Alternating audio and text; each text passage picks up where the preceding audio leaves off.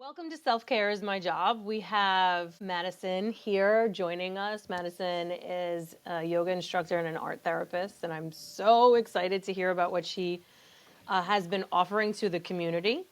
And as many of you know, I am Samantha Long, and I am a somatic self-care coach. And we might delve a little bit, hopefully, into the concept of somatics and the idea that getting into your body, one way of doing that is through art. So me and Madison have a lot to discuss, and I'm just so grateful that you were willing to take some time out this morning to do this with me. How did this happen for you? What was the moment for you where you were like, this is what I'm going to do, and this is how I'm going to do it? Yeah. You know? Yeah, I love this question because it just kind of wraps up my entire story and passion for this field in a nutshell. So, I became my grandmother's primary caregiver at 17. When I was in high school, she underwent a right leg amputation below the knee. And my grandma has lived with me ever since I was born. So she was just like my second mom, if not probably there more than my mom was because my mom was working full time in the city. So my grandma was the one that was taking me to and from school, dance practices, all of that. And she underwent a really tough surgery when I was 17, and it completely took our life on a 180 turn because now we have to learn how to have her adjust to having one leg. She was amputated at the age of 83. Yeah. So she was just like, I really don't want to use a prosthetic. I'm just going to stay in a wheelchair. And for that amount of time, she was pretty independent because she could push herself with her arms and, use her one leg to stand up on if she had support in front of her. But it was still just a very big transition for us. And me being so young, I really didn't know the responsibility it took to become a caregiver because I never had been one before. I was never interested in the medical field at all. I've always been an artistic person. I've always been interested in my art classes in school, dancing, and those were my types of outlets. So when I had to become a caregiver and like administer her medicine and take her to doctor's appointments and schedule the in-home nurses to come and change her bandages when her wound got infected, like all those different things, I was just learning so much about myself and finding this love and this care within myself to give to somebody else that maybe I necessarily didn't even know I was giving in the moment, just because I'm like, this is my grandma. Like, I have to help her. Like, this woman raised me. So while going through that in high school, my parents also got divorced. So I was also going through that, and I didn't even realize it, but I was using art classes as an outlet. I was using dance classes as an outlet. I really started taking art classes seriously, and I now had this newfound passion for caregiving. So I was like, how do I put art and caregiving together? How do I do both? What career is going to give me both and fulfill both passions within me? So that's when I discovered art therapy. So I had applied to a few schools. I got into Marywood University, and 4 years later graduated with my bachelor's degree in art therapy. And it just opened my eyes to such a different realm of self-care and just a more holistic side of finding a modality that works for you and being able to discover new things about yourself and even finding healing and therapeutic aspects in things that you might just do on the daily, like art. Like, I hadn't even realized it was therapeutic for me. I didn't realize that I was putting my emotions and my feelings and my fears and my anxiety and maybe my loneliness and sometimes depression into these art pieces that I was creating, until I got to school and I'm like learning all about this stuff in my undergrad. So fast forward, I graduated in 2023 with my bachelor's, and then I had started working at the yoga studio, and I was in graduate school for about 2 years in counseling, but I had realized that the clinical route just honestly didn't align with me and my, I guess, calling and purpose within this field. So I decided to leave graduate school and start my own thing. I kind of felt confined in the walls that graduate school would have kept me confined in, almost like keeping me in a box of what I can and can't do with my clients, how many clients I can see, what hours I can work. It all felt very robotic to me. So I had realized when I'm in the field what is like my perfect day? Like, how do I picture myself being for my clients? Who do I picture myself being? What approach do I see myself taking and using? So, when I really sat back with myself, this was in April of 2025. I was like, you know what? Maybe it's time for a change. So I had a discussion with my mom and I decided to leave. I decided to leave school and I was like, you know what? I'm going to make my own thing. And it took me some time to realize that I wanted to start my own business. So right after that, I had gotten certified as a life coach. Basically, life coaching it's not therapy, but it is still a therapeutic modality of being able to speak to a client about where are you today? What changes do you want to see in your life? What areas or aspects of your life do you want to see a shift?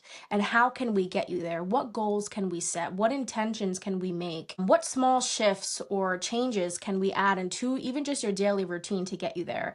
So I had discovered life coaching. I'm like, wait, this sounds like a really cool thing to get into. So I got certified in May, and then I was like, okay, this just gave me the structure, the credibility to actually have clients in sessions. And then I did a bunch of courses, other certifications in therapeutic art and also art therapy as well. And immediately I knew women's wellness is something that has just shown such importance to me within the last few years, especially not only just having the education in art therapy, but working at the yoga studio has taught me so much about women because I talk to them all day. I work front desk and they tell me about their stories. They tell me about why they come to yoga, why they're here, why they want to move their body. And they tell me about the things that they have going on at home. They confide in people who are like-minded and other people who also enjoy the same self-care.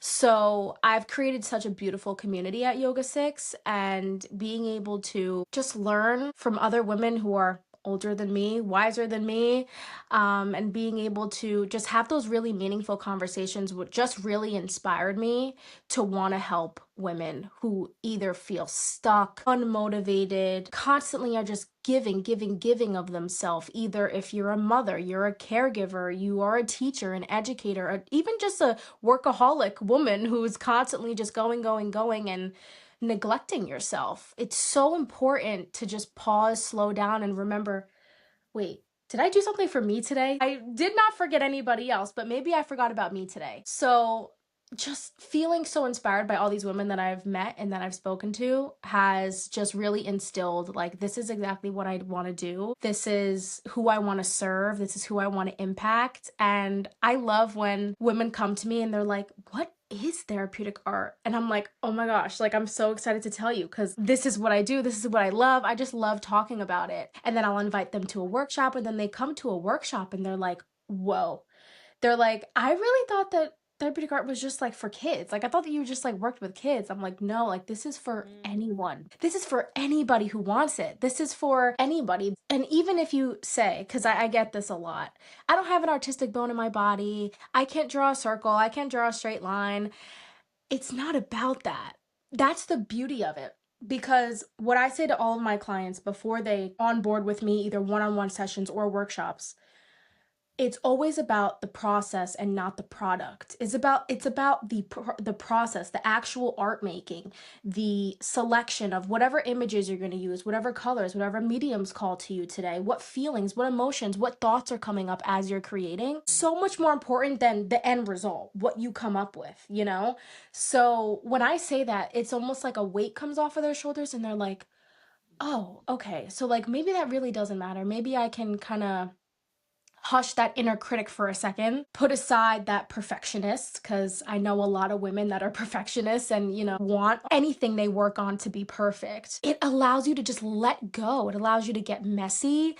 I hosted a workshop back in November, and the first 20 minutes were watercolor just to get them kind of in their creative zone, creative process. And then I moved us into an hour-long group acrylic painting mural. So I put this giant canvas on the table. I gave them each a mini paint palette and giant tubes of acrylic paint.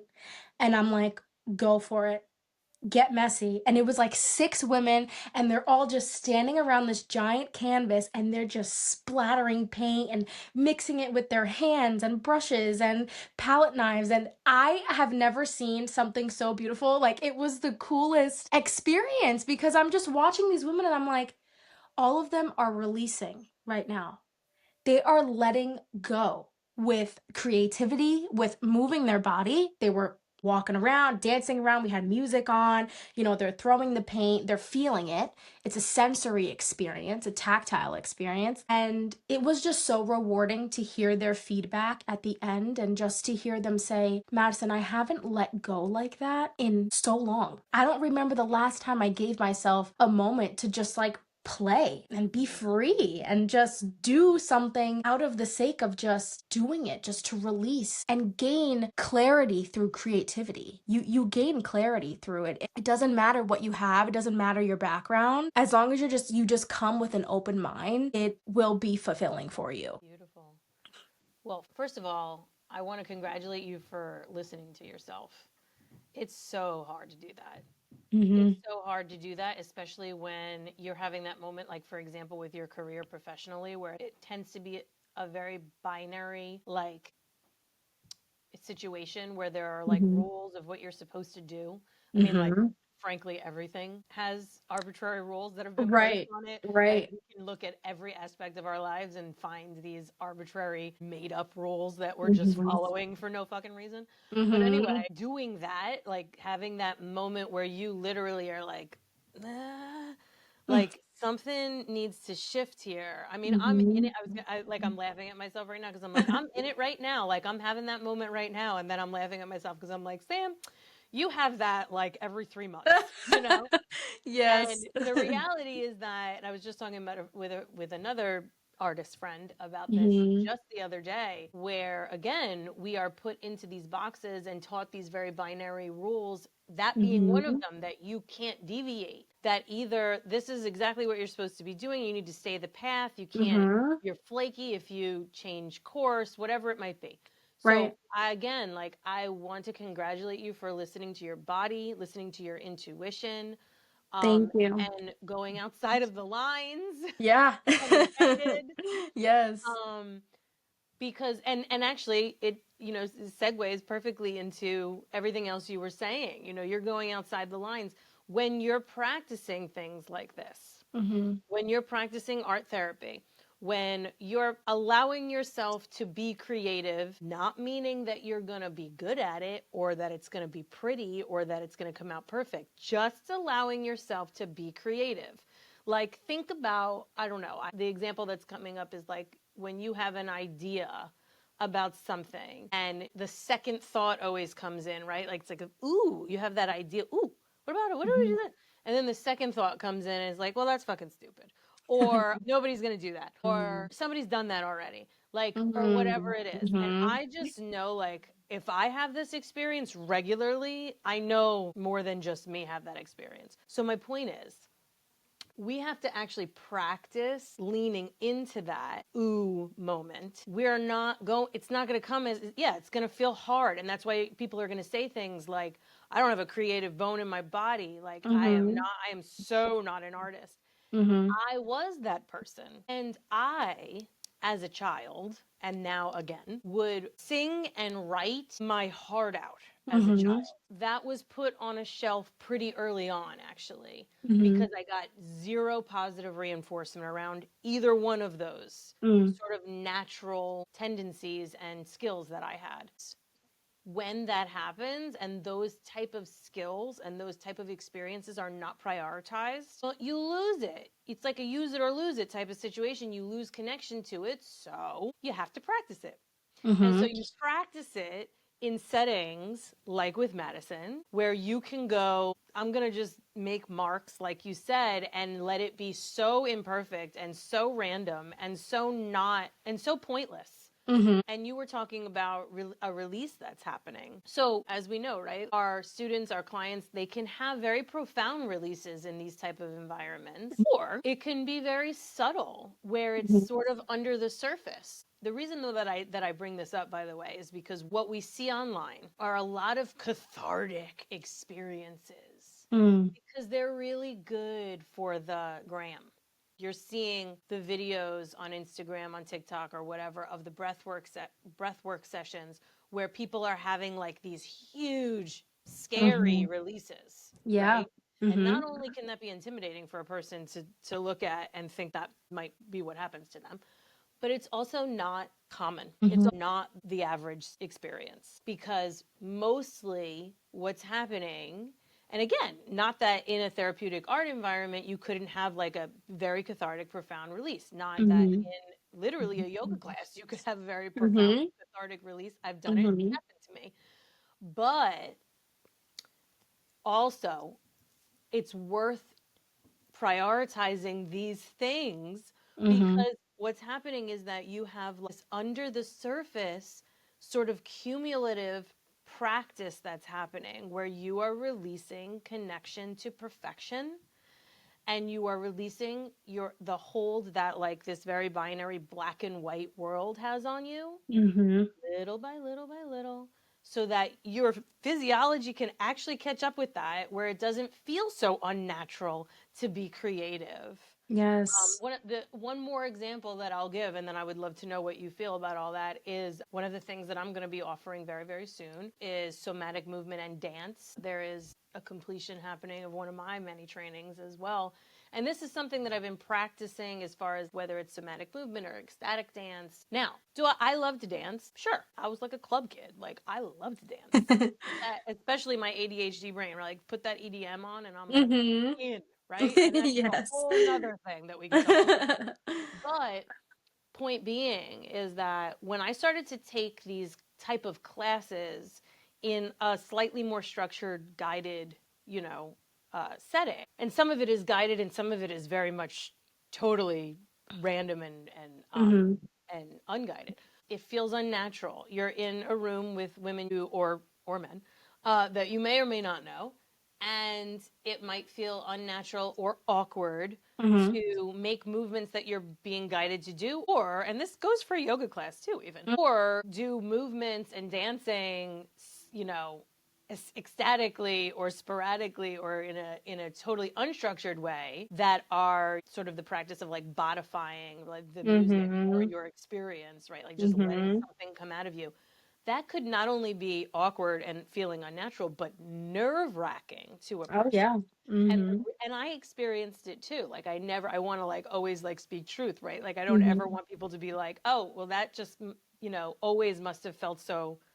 I mean, when did y'all, anybody who might be listening who knows me well enough, like when did you all see me like dance professionally? Like that's never happened. So so of course, no, it's not, it doesn't feel natural. And then we tense up, right? We tense up around the experience. We worry about fitting or being like this, oddball. We worry about judgment. And in some cases, depending on our trauma, it could be triggering to be in an environment where you just have to do something without being perfect and without it being a mode of pleasing the person on the other side or getting a check mark, like getting an A+. So these are all examples that are, of course, based on my own experience. I know that I can't be the only one experiencing it. Doing the thing that feels unnatural in a trauma-informed approach where you're grounded and you have your tools can be just the thing most of us need. And again, like we're talking about art therapy, it should be fun, it should be light, but it also could be something where someone is like, oh, I'm so like not this is gonna like be so weird for me. you know I always encourage people, even with the yoga, because again, yoga has its own misconceptions about what could happen or whatever that might be. Even with the dancing and other movement offerings, I'm a trauma informed coach, but I also, on the other hand, feel that we can't tiptoe so delicately around everyone's discomfort moving into an experience that they never do, because then you're not really challenging that. You actually have to, from a grounded space, lean into that discomfort a little bit. Capacity to move a little bit into it at a time. When you're talking about releasing perfectionism, that's big. That's really, really big. And gaining clarity. One of the things that's in this same vein is what in our lives has ever been actually black and white? They like us to live this way, right? Expressive and authoritative and knowledgeable and confident, but not too confident, not Mm. too loud, not too weird, Mm-hmm. right? Like here. That's what most of us have absorbed also. So it's not really a they per se, it's us. My point to saying that, when we step back, right, and we just think of our lives, and I'm going to bring it full swing back to the beginning, to your core origin story of how a traumatic experience happens and comes in, and there's nothing black and white about that. The emotions are all over the place. Mm-hmm. Physically, your demands and your responsibilities change in your life. Everything is ever changing. So my point is that we also need to practice getting out of the pattern of trying to live our lives in a very binary black and white, one step forward, forward, forward, forward at a time, when in reality, we know damn well that life is not that way. And so, Mm-hmm. like, if we can incorporate practices like this that can have very little structure and give space to that, and release all perfectionism around it, you're really speaking a real language of this world, which is you don't know what's coming at you. Mm-hmm. You It's know, like so true. what Yes. what has ever been like, do you know what's coming? No, you do not. Exactly. You do not. Mm-hmm. That's my little rant on your rant, but like I so appreciate all of the things you said. Yeah, so yeah, just jump in, let me know what Yes. resonated with you. Yes. So I love that concept of the unknown is infinite. We have no idea what's going to happen in the next hour. Let alone the next year, the next couple years. And our brains are so trained to constantly be thinking about what's next. What do I have to do tomorrow, in a year? What huge goals do I have to set for myself? Guilty. Who Yeah. needs me? Who else needs me? Who needs me? Yeah. By, yeah, like the list goes on, right? And by integrating these somatic and grounding experiences in our life, we are able to increase the capacity of our brain to be okay with the unknown, be okay with the change, be okay with, okay, if this doesn't happen, we got to embrace it because there's no black or white. There's no plan that's always going to go according to how your brain made it up. So being able to experience, like you said, the grounding, the trauma informed experiences with coaches or yoga teachers or practitioners, whoever they may be, it allows our brain to just create more space for our emotions, our cognitive ability to be able to just embrace that change a little better and cope with it better in a healthier manner, be able to go to these more healthy coping mechanisms rather than the huge list of other coping mechanisms that you could go to that will send you down a very negative spiral. So I think that's also the beauty of it too, being able to discover what works for you in being able to seriously just slow yourself down. Slow yourself down. Remember that, yes, the world has conditioned us to be black or white, to be on a certain path. If you go off that path, good luck, right? Being able to also take each season of our life with more grace and give ourselves more compassion in those moments when you experience something so traumatic or life altering or a hardship or just going through even a simple change in life. You have to be able to give yourself that grace to be able to handle it in the way you need to handle it. Grieve, cry, release, feel anger, feel disappointment, feel even lonely at times. Feel what you need to feel, but to be able to discover these certain coping mechanisms that can help you help your brain increase its capacity to hold that. Because I think a lot of times, and even like you said, like as a child, when you have a certain passion as a child or an interest as a child, and if you don't have those parents or caregivers that are with you, guardians, instilling that passion in you and encouraging you to go for it, That's teaching us to shrink, to be smaller, to not be who we truly are. And it affects us later in life. It truly does. It affects us because being taught, oh, even from coaches or dance teachers, I had teachers telling me I wasn't working hard enough, or I wasn't good enough, or I had some teachers that were body shaming. I mean, I'm a Latina, and I was the only Latina in the class. I'm not like this stick, ballerina. And it's in my genes. And having all of these comments and stigma around whether you are good or not at your passion, or whether your passion is worth it, or if it's stupid, or if people are not going to come, people are not going to sign up. This person already did this. How can I change? What's different from me and them? How many followers do they have compared to me? All these different thoughts that come into our head about whether we have a passion or want to change something in our life, going through a transition, starting a business, starting a new job, whatever it might be, even becoming a mother, caretaker, the overall component, just slowing down and pausing. Like, where do you feel that? Why do you think you're feeling it? What's triggering it?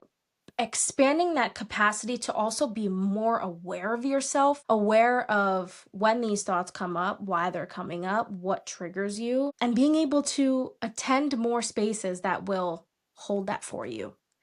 I've met plenty of women that I have worked with, either in midlife or new mothers, who are like, I just feel so stuck. I feel like I've been living the same day for years, and I feel like nothing's changing in my life. I feel so stagnant, either in work, in caretaking, with family, whatever it might be. And it's really just about giving yourself that time and the grace. It's not going to happen overnight. Your goals aren't going to be reached by tomorrow. But what I love to say to my clients is like, what is one like bite-sized, chewable, digestible goal that you can just set for yourself, like even something so small that you can do every day in your routine that will get you closer to where you want to be. Mm. And they find that to be so much less intimidating, because when you hear like, okay, I'm going to start working with a coach, are they going to tell me like exactly what to do and with what time frame, and they're going to tell me I have to get this done by next week or by our next session? That is not what it's about. I give my clients full range, like full freedom, because it's not me who's going to benefit. It's you. This session is about you. This work is about you. This art making time is about you. I'll even give them the freedom to pick what mediums they want to use, what mediums they bring to the session. Where do you want to take this session? By the end of it, what outcome do you want to see for yourself? What key takeaway do you want to be able to take outside of this session today to feel a little closer to reaching that goal for yourself? I don't have to put so much pressure on myself. I don't need to see things so black and white. And being able to really just slow down and take that pause that's so necessary, because with our busy hustle and bustle lives, it's so easy to neglect ourselves. And these self-care modalities that we're talking about, breath work, movement, somatics, art, they all just have such value in benefiting us in so many ways. It shows in the science. Like, even art will increase your brain plasticity and your brain's ability to be okay with change, your brain's ability to be able to slow down. It activates your parasympathetic nervous system, like all these different things. It's just so important to find what works for you. One client will come to me and be like, I would love to start with art today. And another client would be like, I'm not sure if I'm ready for that yet. We can just talk for an hour. Like, that's okay with me. I've realized it's just a lot of what they need. They want somebody to feel supported by. They want somebody to feel like they can just go to without judgment, without bias, and being able to feel supported, uplifted, and encouraged in a space, whether it's one-on-one or in community. I mainly work with women, so all the women that have come to my workshops, they meet each other, they make friends, they relate with one another, they connect, they share their stories that are so powerful. And at the beginning of every workshop, I just ask all attendees to say either one word or a phrase of, why are you here today? What do you want to get out of today? You know, what made you sign up for this workshop? Like, we all want to know. We want to hear your story. Like, this is the space, this is the environment that we've created for you to be able to share that. And I think that's the most important thing. Yeah, Yeah. absolutely.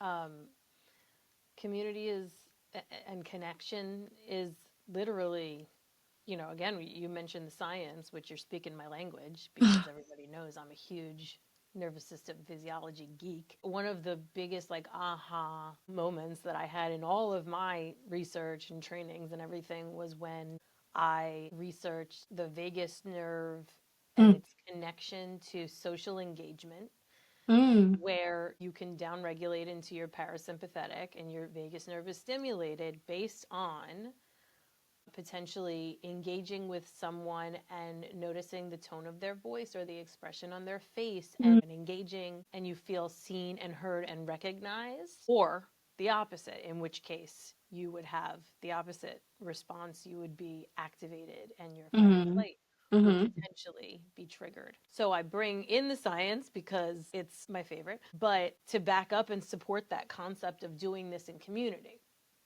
Um, I was working with people privately doing somatic coaching for years, and last year started my first group program called Free to Be. It's relaunched and we're starting again probably mid-February. I was very intentional about getting feedback from the women who experienced it last year.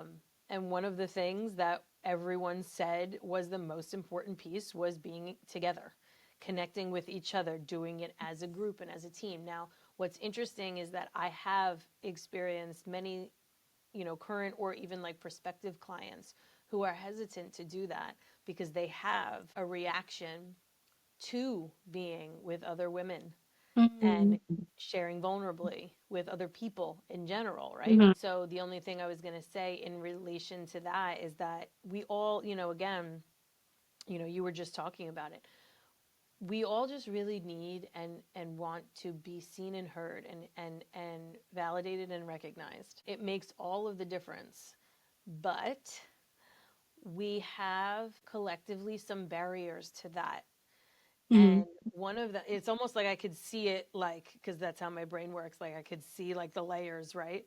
Like, which is another reason I should probably like draw that shit out or something, right? Yes. It's so interesting, right? Like, that's another perfect example because I historically absolutely was one of those people that was like, I'm not an artist. Like, I'm the newly elected chairperson of the Fairlawn Arts Council. I, when I joined in like 2017 or something like Mhm. that, I literally went in and was like, I'm not an artist, but I'll like help. And being a part of that team and group in community was part, there are other parts too, but part of my journey of reconnecting to my inner artist and allowing her to come out and play literally. Yes. Anyway, those barriers, I see the layers, and it's one of those things where we all want to be seen and heard and recognized, and it makes all of the difference, literally, physiologically, as we just said. Mhm. But what we have to do is practice expressing ourselves first, which Yes. again can be really hard. You can't Mhm. you can't get to the seen and heard part if you can't express yourself. Right. And you can't get to the express yourself if you don't slow down. And it's exactly what you just said. So If we're true. like, and the next, and the check, check, check, check, check. Yep. When Mhm. are we expressing how we're feeling? And I know it's like, I don't know how we're feeling. No, it's legit everything how you're Mhm. feeling. Mhm. And we've been desensitized to it. It's been deprioritized. Our feelings have been devalued. If we tap into that, now granted, do we want to go, some of us have some deep-seated complex trauma. And do we want to go through our day, for example, just like having release after release after release? Of course not. Mhm. But the slowing down allows us to get super intentional with what type of, also allows us to get in tune with those feelings and experiences that are going to need to have some mode of creative way of expressing it, even if it's journaling and Mhm. writing. Like, in other Mhm. words, it could be the drawing and it could be the painting and it could be visual. Mhm. especially if you have that, right? Like if it comes out as a visual, Right. which often in a somatic session with a client, there's essentially a sensory experience that happens. Mhm. And sometimes it is a sensation here somewhere, right? But sometimes it's not. And sometimes it's visual. And you could get really, really caught up in then intellectualizing that and Mhm. going, I see that, but now I'm going to have all these thoughts about it, right? And then we go on that rabbit wheel, hamster wheel, rabbit wheel, one of those things. But anyway, we can't even find the feeling that needs to be expressed if we don't slow down. Yep. And I'm willing to take it even another layer, which is that I know that most women have a hard time slowing down, and it even feels unsafe to slow down because we've been conditioned and programmed to believe everywhere inside of us Mhm. that if we do, we're going to be in trouble. So that's when you get into that survival mode that you already mentioned, where Mhm. the woman feels stuck and like like it's Groundhog Day. Like you're Yes. repeating the Yes. same thing every day. Mhm. Yeah, of course. Of course, because it literally feels unsafe to slow down to your nervous system and to make a change and to Yes. shift. So Mhm. you don't. Of course you don't. Of course you don't because it feels very unsafe. So that's why practitioners like Yes. Madison and I and many others are trying to spread the good word here. And we all know it. Collectively, we all know it. This shit ain't working. Yes. It ain't working. We Mhm. need to shift things around. Yes. This ain't it. So, I want to bring it all home. The only thing that Yes. I want to say to you and make sure that I say to you is that I see you and I feel you as far as not only what I just said, like getting the message out there and supporting other women. I also see you and feel you as far as the challenges associated with that in Mhm. itself, like, being a small business owner and like trying to share something that's new um, is challenging. Mhm. And I also just want to hold space and relate to you on being the caregiver or one of them in your household. Because I fully, obviously I have two kids, but Mhm. I'm also part caregiver to a parent as well, especially currently more than ever. And it is not easy. And the only thing that I remember thinking when you mentioned that in the very beginning that I want to just say is that often we think of our trauma as, or the experience that's happening as like something that's happening to us. And it's like Right. this, like trauma itself has been kind of portrayed in this negative light, as stupid as that might sound, of like this thing that came in and derailed you and now you have to like unravel from it so that you can get back on track, and it's like Right. this really, it feels so hard, but you so beautifully, I'm going to get emotional, you so beautifully explained how you were like, that was hard, but then like it's the mess in the message, it's the pain, it's the purpose that you find in your pain and your struggle. You just do it. You just do it. And when we can rely on practices like this and find grounding in all of these practices, when we can just like as a person physiologically become more grounded, you don't have to look at your trauma and at your struggles and challenges like they are huge, like derailments and Mhm. inconveniences and Setbacks. burdens. You don't Mhm. have to look at them like that anymore because you can go like this. You can like take it away from you and off of you Yes. and be like, Yes.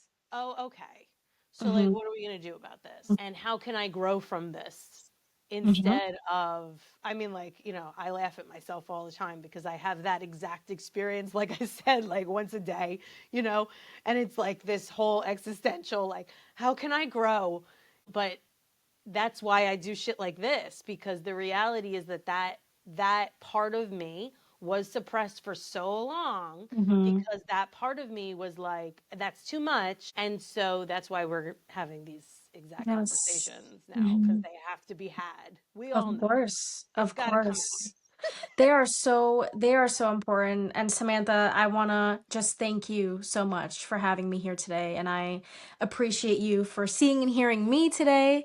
And, it is so important for us to practice what we preach and keep preaching and keep bringing all of these important modalities to so many people because they have helped us through what we have gone through. And that's what makes it so special. That's what drives this passion in us because we know it works within us. And that's why we spread it to others because we know the value that it holds. It's so important. It really is. It's so Yeah, important. So I appreciate you so much. This has been such an amazing conversation. yeah, it has. It's unlocked a few things for me. Thank you. Yes, of course. So, so anyway, make My, sure that everybody knows that your information of all your offerings is going to be yes. inside the description of Oh, this awesome. episode. Awesome. Yes, sounds good. And I'm going to show up at one of your workshops, and it's going Yes, to and be let's collaborate 100% this so year. cool. I would love that. So cool. I would All love that. right, we're going to Thank talk you so soon. much, Thank you, Samantha. Madison. Take care. Take care.